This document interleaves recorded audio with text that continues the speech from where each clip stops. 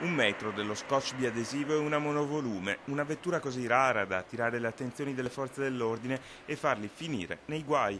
I protagonisti sono 2 senza fissa dimora, già noti ai carabinieri della zona per qualche colpo analogo.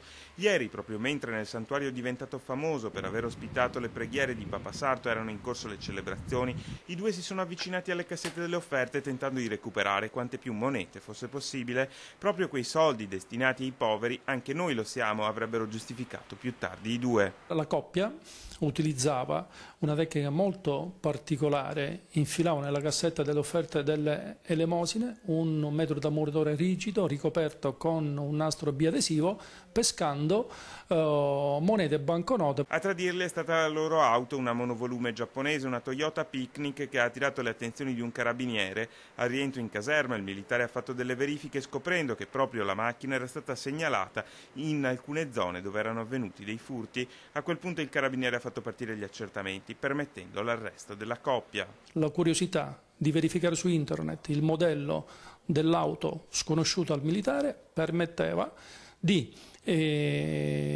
arrestare la coppia. I 2, la 35enne e il 50enne, questa mattina sono stati accompagnati in tribunale per il processo per direttissima. L'udienza è stata aggiornata, ma i 2 davanti al giudice hanno voluto spiegare anche il motivo del furto. Nessuno ci aiuta, non abbiamo un lavoro e neppure la Chiesa ci ha aiutato.